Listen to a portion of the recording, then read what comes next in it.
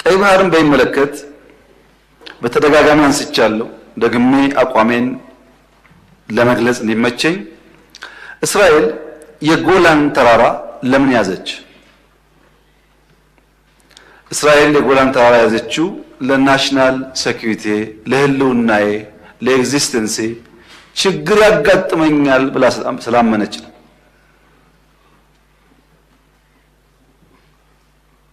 ኢትዮጵያ የባህር አክሰስ አያስፈልጋትም ብሎ የሚያምን አይገባትም ብሎ የሚያምን ሰው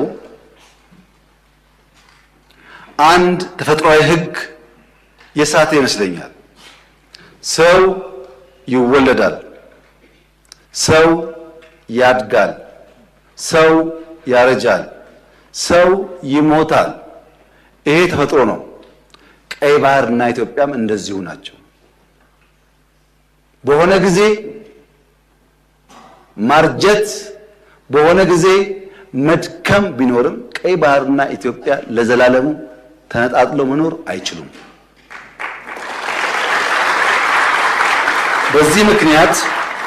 በዚህ ምክንያት በጣም ብዙ ስለሆነ ሀብቱ ከምጽዋ ጫፍ እስከ ሞቃዲሾ ጫፍ 5000 ኪሎ ሜትር ነው። በጣም ትርፍ ነው። ካለነው አካባቢ በላይ ነው ጥቅሙ። ከ5000 ውስጥ 20 ሚሊዮን ገደማ ሶማሌ፣ የተወሰነ ሚሊዮን ጅቡቲ፣ የተወሰነ ሚሊዮን ኤርትራ፣ በድምሩ 25 ሚሊዮን ገደማ ያሉት 5000ውን ይዘውታል። 130 ሚሊዮን ህዝብ ያላት ኢትዮጵያ የጠየቀችው ግን 50 ኪሎ ሜትር ነው። ይሄ ፍትህ ካልሆነ ዓለም ላይ ፍትህ የለም ማለት ነው። የጠየቅነው ደግሞ ገለን ቀምተን አይደለም። የፈለገ ሰው በአፍሪካ ትልቁ ግድብ የኢትዮጵያ ግድብ ነው።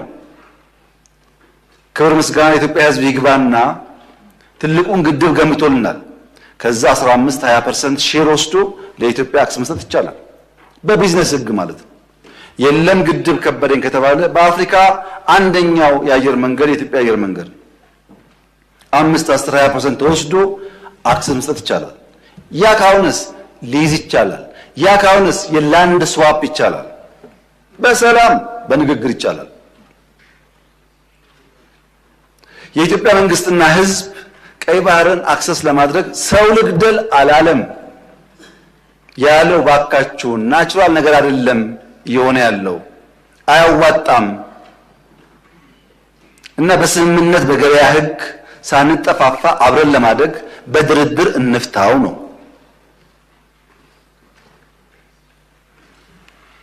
ይህን ጉዳይ መቀበል የጊዜ ጉዳይ ካልሆነ በቀር የግድ ይመስለኛል። እኛም ብንፈልግ አንችልም፣ ሰርቫይቭ ማድረግ አንችልም። በዛኛው ወገን በሌላ ወገን ያሉት የሚቸገሩ ይመስለኛል።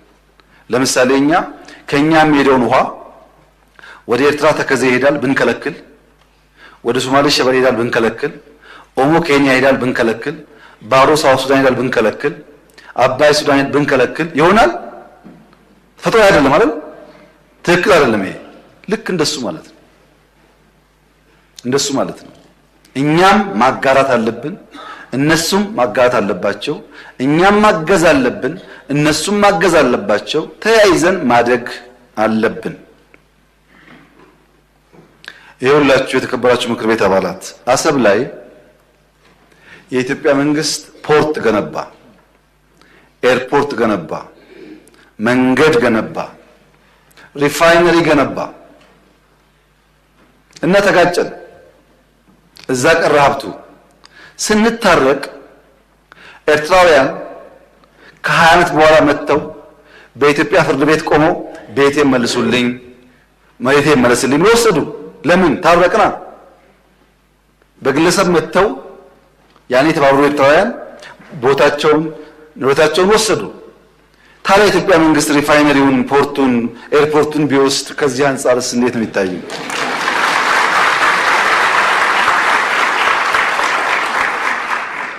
እኛ ስጡን ብቻ አላልንም።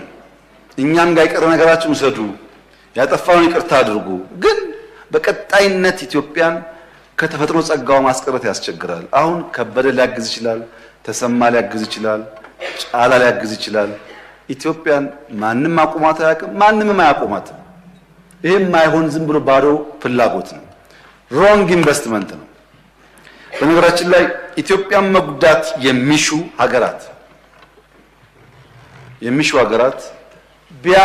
ቢያንስ ኢትዮጵያን ጎድቶ ትርፋማ መሆን አሸናፊ መሆን አይቻልም። ይሄ ሀገር የአብዲሳ አጋ ሀገር ነው። አብዲሳ አጋ በሰው ምድር ታስሮ ሳለ የሀገሩ ወረራ ከሀገሩ አርበኞች ጋር መታገል ሲያቅተው እዛው ሀገራቸው ውስጥ ሆኖ ሰላም እንደነሳቸው ኢትዮጵያውያን ስንነካ ስንጠቃ በምድራችን ብቻ ሳይሆን በእኛ በሚባለው ምድር ችግር ፈጣሪዎች መሆናችን አይቀሬ ነው። ያ እንዳይሆን የኔ ምክር ተስማምቶ ተግባብቶ በህግ አግባብ መፍታት ይቻላል። ህዳሴን ምንም ችግር እንደምታዩት ውሃ እየፈሰነ ወደ ሱዳን ይቀጥላል። እኛ ወደ ሱዳን የሚሄደውን ውሃ የማቆም ፍላጎትም የለንም፣ አናረግም፣ አንፈልግም። ሱዳን ወንድሞቻችን ይገባቸዋል፣ የሚገባቸውን ሼር ይውሰዱ። ሌሎችም እንደዚሁ ለኛ የሚገባንን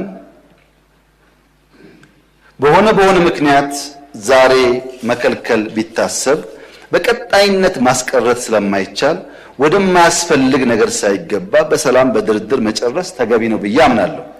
ዓለም እንዴት ያምናል? እስካሁን ከቀኝ ከግራ ከፊት ከታች ብዙዎቹን አናግሬያለሁ። በአንዳፍ ይገባቸዋል፣ ተገቢ ጥያቄ ነው። ነገር ግን በጦርነት መሆን የለበትም። እንወያይ፣ እንምከር፣ ጊዜ ስጡን ብለዋል ወዳጆቻችን። እኛም ጊዜ ውሰዱ፣ ተወያዩ። ለጊዜው የሞት የሽረት ጉዳይ አይደለም። ጥያቄው አግባብ ነው፣ እንታገሳለን። ለመወያየት ክፍት ነን፣ ለመስጠት ክፍት ነን ብለን ጠይቀናል። ባይሆንስ እንግዲህ ባይሆን ልጆቻችን መጠየቅ ነው መልሱን። ልክ ቅድም ሰው ተወልዶ አድጎ አርጅቶ ሞቶ እንዳልኳችሁ ነው። አይሆንም። ኢትዮጵያ ያሰበችውን ብልጽግና ማረጋገጥ አትችልም። 130 ሚሊዮን ህዝብ የሁሉ ጎረቤት ዕዳ ነው የሚሆነው ራሱ መለወጥ ካልቻለ። ሀብታም ከሆነስ መሸከም ይችላል። ለዛ በትብብር መስራት የሚያስፈልግ ይመስለኛል። በዲፕሎማሲ ረገድ በጣም መልካም ጅማሮች አሉ። በሎ ኢንፎርስመንት ቁመና ግንባታ በጣም መልካም ጅማሮች አሉ። በናሽናል ኢንተረስት መግባባት ላይ መልካም ቁመናዎች አሉ። እነዚህ ጉዳዮች በጊዜው ፍሬ ያፈራሉ የሚል እምነት አለኝ። ለዚያ በትዕግስት በጥበብ በማስተዋል ኪሳራ ግድያ በቀነሰ ባላስከተለ መንገድ በሰላማዊ መንገድ ለመፍታት ይሞከራል። በባሌም ሆነ በቦሌ እንደተባለው ግን አይቀርም ማለት ነው።